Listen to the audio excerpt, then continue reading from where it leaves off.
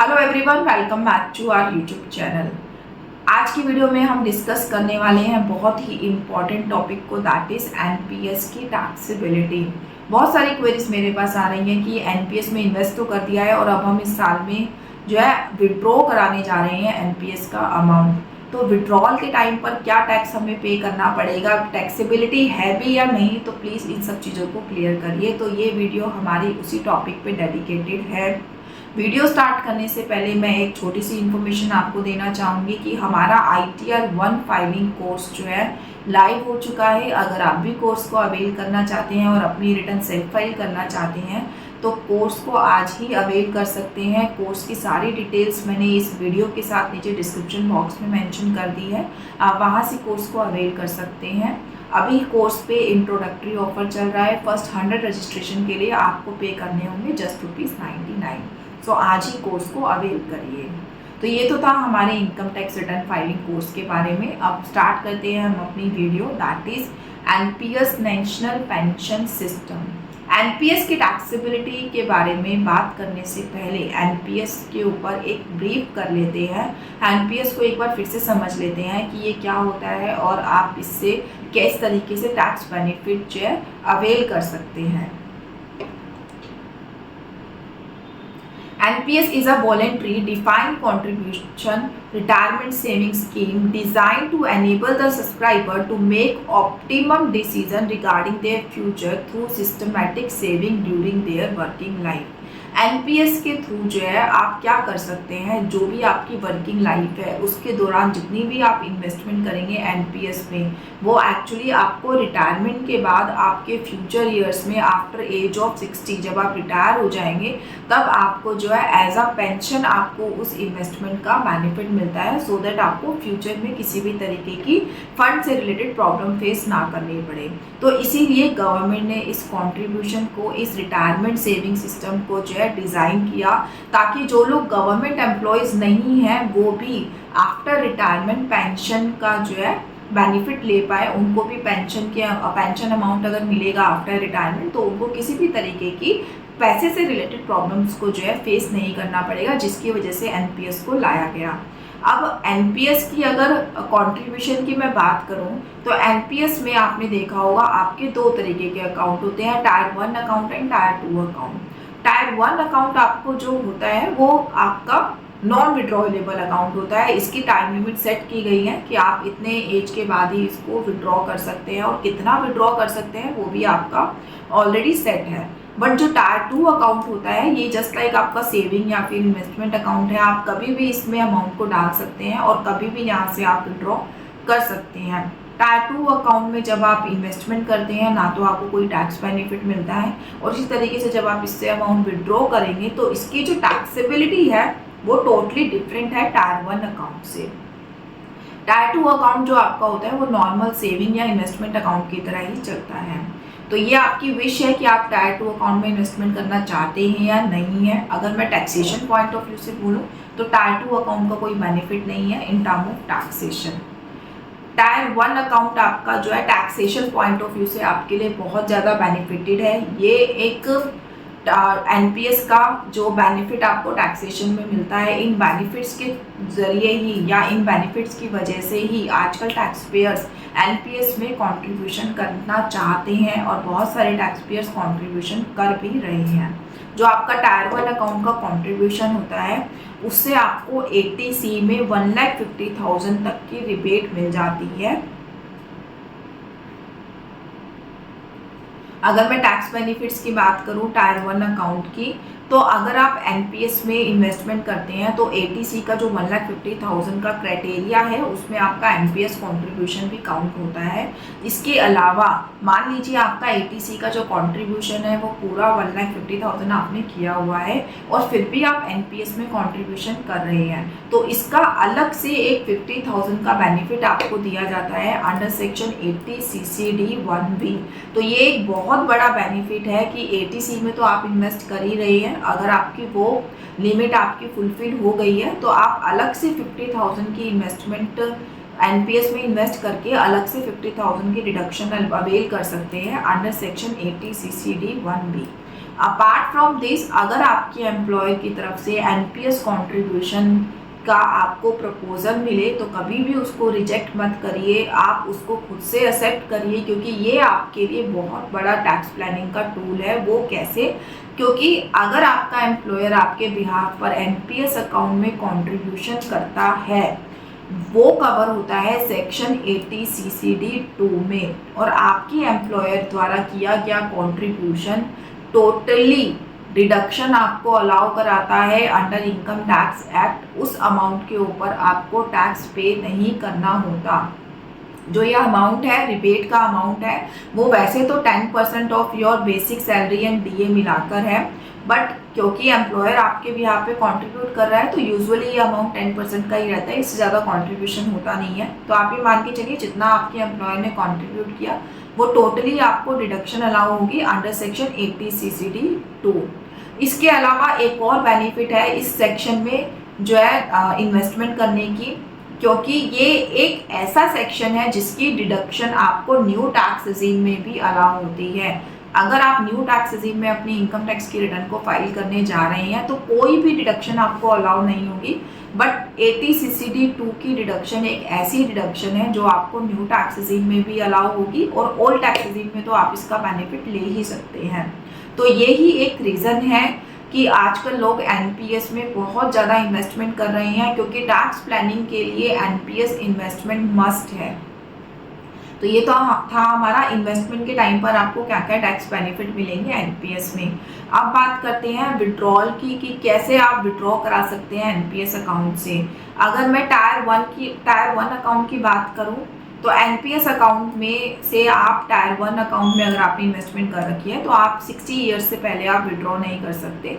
अगर आप 60 ईयर्स से पहले विड्रॉ करते हैं तो आपका एक क्राइटेरिया फिक्स है कि जो 80% अमाउंट है वो आपको, अगर आप 60 ईयर्स से पहले आप जो है विड्रॉ करते हैं तो 80% अमाउंट आपको एन्युटी में कन्वर्ट कराना पड़ेगा, यानी कि फ्यूचर पेंशन्स में कन्वर्ट कराना पड़ेगा। सिर्फ 20% अमाउंट ही आपको लमसम प्रोवाइड किया जाएगा। और अगर आप 60 ईयर्स के बाद आप उसमें से विड्रॉ करते हैं तो 40% अमाउंट आपको एन्युटी में कन्वर्ट कराना पड़ेगा। 60% अमाउंट आप जो है लमसम उसी टाइम पे विड्रॉ कर सकते हैं अपने एनपीएस अकाउंट से। या फिर आपके पास ये भी ऑप्शन होता है कि 60 ईयर्स के बाद जो भी आपका 60% आप लमसम विड्रॉ करना चाहते हैं आप उसको फर्दर इन्वेस्ट कर सकते हैं till the age of 70 years. ठीक है, तो अगर आप टायर 1 में विड्रॉल के बारे में सोच रहे हैं तो ये क्राइटेरिया फिक्स है, आप इससे बाहर होकर अपना विड्रॉल नहीं करा सकते। आपको इस एज लिमिट का वेट करना होगा तभी आप विड्रॉ करा सकेंगे। पार्शियल विड्रॉल एनपीएस अकाउंट के टायर 1 अकाउंट से जो है अलाउेबल है, बट उसकी भी जो कुछ कंडीशंस हैं कि आप 25% से ज़्यादा अमाउंट जो है विड्रॉ नहीं करा सकते, प्लस जो आप ये विड्रॉल कराएंगे ये एटलीस्ट 10 ईयर्स के बाद ही आपको अलाउ किया जाएगा। तो ये था टायर 1 की कुछ कंडीशंस जो आपको फुलफिल करनी होगी। अगर मैं बात करूँ टायर 2 अकाउंट की, तो टायर 2 अकाउंट आपका नॉर्मल अकाउंट है, आप उसको जैसे डील करना चाहें वैसे आप डील कर सकते हैं। अब बात करते हैं हमारे मेन टॉपिक की, दैट इज टैक्सेबिलिटी, कि आपने ये अमाउंट विड्रॉ तो करा लिया, अब आपको इस पर टैक्स कितना पे करना है। अगर मैं टायर 1 की बात करती हूँ तो टायर 1 अकाउंट से जो आपने पार्शियल विड्रॉ कराया है दैट इज 25%, वो आपका टोटली टैक्स फ्री है, उसके ऊपर आपको कोई टैक्स पे नहीं करना। और अगर आपने फुली अमाउंट विड्रॉ करा लिया है आफ्टर 60 ईयर्स, यानी कि 60% आपने लमसम विड्रॉ करा लिया और 40% की आपने एन्युटी में कन्वर्जन करा लिया, तो जो आप अमाउंट एन्युटी परचेज करने के लिए इन्वेस्ट कर रहे हैं, amount invested in purchase of annuity is fully exempt from tax. However, annuity income that you receive in the subsequent years will be subject to income tax. जब आपने उसको annuity में कन्वर्ट कराया तब तो वो टैक्स फ्री है, but जब आपको वो as a pension yearly basis पर मिलने लगेगा उस टाइम पर आपको पे करना पड़ेगा टैक्स। उस अमाउंट पे कितना टैक्स आपको पे करना पड़ेगा वो होगा आपकी स्लैब रेट के अकॉर्डिंग, जो भी उस टाइम पे आपकी स्लैब रेट चल रही है उसके अकॉर्डिंग आप अपना टैक्स पे करेंगे। और अगर आपने लमसम अमाउंट विड्रॉ कराया है दैट इज 60%, 60% से ज़्यादा तो आप विड्रॉ करा ही नहीं सकते, तो उस केस में जो ये 60% अमाउंट है वो टैक्स फ्री है, आपको कोई भी टैक्स पे नहीं करना इस अमाउंट के ऊपर। तो देखिए एनपीएस की टायर 1 अकाउंट में कंट्रीब्यूट करने का कितना ज़्यादा बेनिफिट है कि जब आपने इन्वेस्ट किया तब भी आपको टैक्स की रिडक्शन मिल रही है, और जब आप उस अमाउंट को विड्रॉ कर रही हैं तब भी उस अमाउंट पे आपको टैक्स पे करना नहीं पड़ रहा है। और डेथ के केस में आपको 100% अमाउंट मिल जाता है, तो वो भी आपका टैक्स फ्री है, आपको किसी भी तरीके का टैक्स पे नहीं करना। अब इसको एक एग्जांपल के साथ समझ लेते हैं। लेट्स सपोज मिस्टर ए है, मिस्टर ए का जो है 10 लाख रुपीस जो है एनपीएस में इन्वेस्टेड है। अब 60 इयर्स के बाद उस अमाउंट को विड्रॉ कराने जा रहे हैं, तो 60% अमाउंट यानी कि 6 लाख रुपीस उन्होंने लमसम विड्रॉ कर लिया, और 4 लाख 40% अमाउंट का उन्होंने आगे एन्युटी में कन्वर्जन करा लिया। तो eight the time of conversion उस 4 लाख के ऊपर आपको कोई टैक्स पे नहीं करना, यानी कि मिस्टर ए को 4 लाख के ऊपर कोई टैक्स नहीं पे करना eight the time of conversion. But हाँ, जब वो अमाउंट उनको मिलने लगेगा ईयरली बेसिस पर पेंशन के रूप में, तब उनको उसके ऊपर टैक्स पे करना है। और रही बात ये 6 लाख रुपीस की, जो 60% लमसम उनको मिला है, ये 6 लाख रुपीस टैक्स फ्री है, इसके ऊपर उनको कोई टैक्स पे नहीं करना। तो ये थी हमारी टायर 1 अकाउंट की बात। अब बात करते हैं टायर 2 एनपीएस अकाउंट की। Investment in tier 2 account does not qualify any tax benefit under section 80C of income tax act. Income tax act में at the time of investment आपको टायर 2 अकाउंट पे किसी भी तरीके की कोई भी रिबेट नहीं मिलती है। However government employees can avail of a tax benefit up to rupees 1.5 lakh under section 80C provided they keep their investment lock in for 3 years। ये कह रहे हैं सिर्फ और सिर्फ गवर्नमेंट एम्प्लॉइज के लिए ये छूट दी गई है कि eight the time of investment आपकी ये जो इन्वेस्टमेंट है हम 80C में कवर कर देंगे, 1.5 लाख तक की आप रिबेट इसमें क्लेम कर सकते हैं। बट द थिंग इज कि आपको ये लॉक इन कराना होगा अमाउंट कि आप 3 ईयर्स से पहले इसको विड्रॉ नहीं कर सकते। ये जो एनपीएस का टायर 2 अकाउंट है, इसको एक तरीके से ये टैक्स सेवर म्यूचुअल फंड्स की तरह जो है काउंट कर रही हैं कि आप ये मान के चलिए कि आपने टैक्स सेवर म्यूचुअल फंड में इन्वेस्टमेंट कराई है और आप इसको 3 साल तक विड्रॉ नहीं करेंगे, तब हम आपको 80C में इसकी रिडक्शन अलाउ कर देंगे। अदरवाइज आपको ये टायर 2 अकाउंट की जो इन्वेस्टमेंट है उसकी किसी भी तरीके की डिडक्शन नहीं मिलती है eight the time of investment. और ये रूल सिर्फ गवर्नमेंट एम्प्लॉइज़ के लिए है। अगर आप एक नॉर्मल सैलरीड पर्सन है, आपकी कोई गवर्नमेंट जॉब नहीं है, तो आपके लिए आप टायर 2 अकाउंट में जितना भी इन्वेस्ट करेंगे उस पर किसी भी तरीके की कोई भी रिबेट या डिडक्शन आप क्लेम नहीं कर सकते। अब टायर 2 की टैक्सेबिलिटी की अगर मैं बात करूँ तो वो टैक्सेबिलिटी भी हमारी जो है डेब्ट म्यूचुअल फंड की तरह ही होती है। इसमें हमें जैसे हम नॉर्मल अपनी इन्वेस्टमेंट के बारे में काउंट करते हैं कि हमने लॉन्ग टर्म सेट करना है, शॉर्ट टर्म सेट करना है, हमने कितने टाइम में उसको विड्रॉ किया, कितना टैक्स हमें पे करना पड़ेगा, वो सब चीज़ें आपको टायर 2 अकाउंट के विड्रॉल के टाइम पर भी देखनी होगी।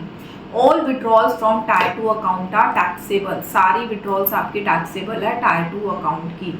Withdrawal within 3 years attract short term capital gain.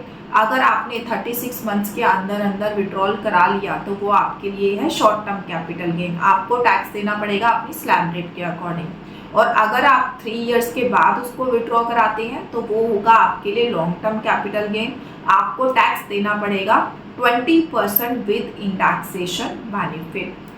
आपको इसके ऊपर कितना टैक्स देना पड़ेगा? 20% प्लस आप इंडेक्सेशन बेनिफिट्स जो है अवेल कर सकते हैं।